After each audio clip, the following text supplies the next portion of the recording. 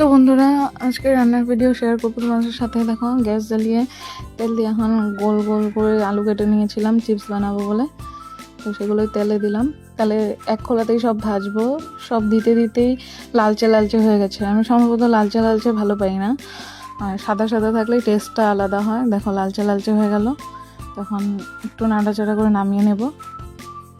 নেওয়ার পর তেলটা কমাবো। এখন কড়ার থেকে তেলটা কমিয়ে রাখবো, কারণ দেখো সব জোগাড় দেখিয়ে দিলাম। এখন সিদ্ধ করে রেখেছিলাম ফুলকপি লবণ হলুদ দিয়ে, তো সেটাই ভাজবো। এতগুলো তেল তো লাগবে না, তাই তেলটা কমিয়ে নিয়েছি, লাগলে আরও দেবো। ভাত হয়ে গেছে, আলু ভাজা হলো। আলু ভাজাটা ঢেকে রাখলাম। একটু তেল দিয়ে নেব, ওই যে বললাম না তুলে রেখেছিলাম। তো ফুলকপিও নাড়াচাড়া করছি। এখন হয়ে গেছে, তুলে রাখবো।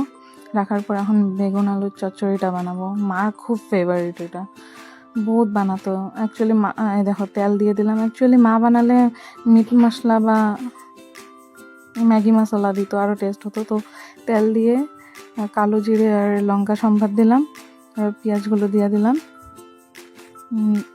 দিয়ে এখন এবার নাড়াচাড়া করে নুন হলুদ দিয়ে আবার একটু ভাজবো।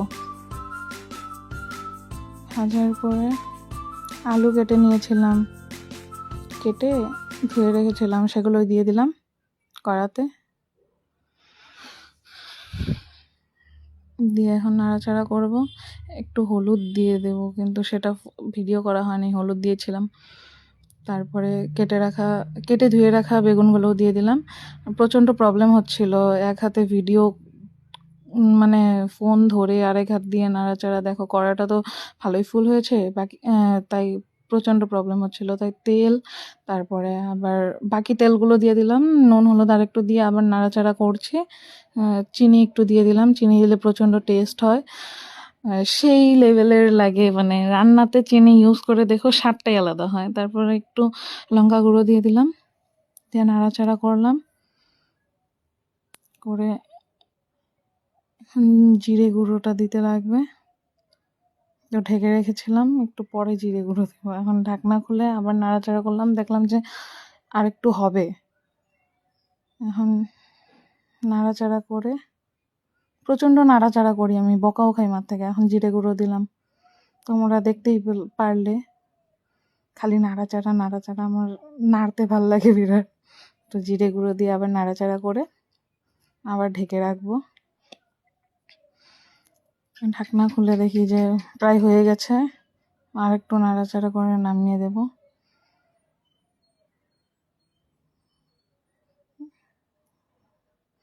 মা বলেছিল সেদিন এটা বানাতে, তাই বানালাম।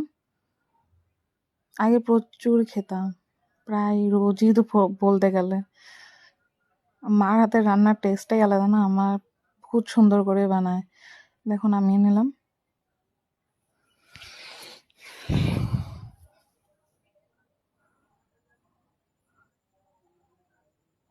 তো ফোনটা মাকে দিয়েছিলাম, যে বললাম যে একটু ধরো আমি নামিয়ে নিই। তো মা ধরেছিল, না হলে তো এইভাবে তোলাটাও সম্ভব হতো না। তখন মা ছিল না, এটা বানাতে বানাতে দেখি মা চলে আসছে। তাই এখন আবার আমি নিজেই ফোনটা নিয়ে নিলাম। তো তরকারিটা ভালোভাবে রাখলাম। এখন তেলে জিরে ফোড়ন দিলাম, লঙ্কা দিলাম। এখনই দেখো আমার হাতে ছিটে এসেছে, ফোসকা পড়েও গেছে। নাড়াচাড়া করে আলুটা দিয়ে দিলাম, নাড়াচাড়া করে আবার লবণ হলুদ দিয়ে ভাজা ভাজা করব।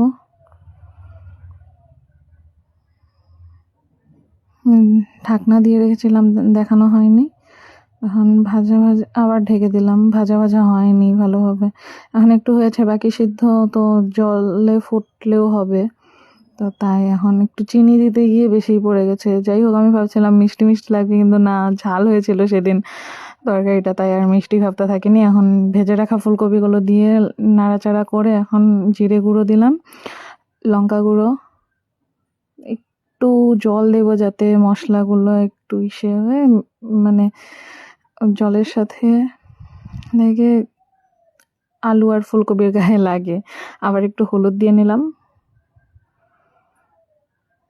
এখন আর একটু জল দিয়ে নাড়াচাড়া করে তারপরে পরিমাণ মতো জল দিয়ে দিব। আবার নুন দিয়েছিলাম, দেখলাম যে কম হয়েছে, তো পরিমাণ মতো জল দিয়ে নিলাম। আর নাড়াচাড়া করে ঢেকে রেখেছিলাম, সেই ফুটেজটা নেওয়া হয়নি। ঢাকনা খুলে তারপরে ধনেপাতা দিছি, সেটাও ফুটেজ নেওয়া হয়নি। দেখো কি সুন্দর ফুটছে। তো আমার রান্না কমপ্লিট। দেখো ফুলকপি আলুর পাতলা ঝোল হয়ে গেল, আলু ভাজা হয়ে গেল, ভাত হয়ে গেল, আলু বেগুনের চচ্চড়ি হয়ে গেল। তো আমার ভিডিও ভালো লাগলে, ব্লগগুলো ভালো লাগলে, রান্নার ভিডিওটা ভালো লাগলে একটু সাপোর্ট করো আমাকে প্লিজ।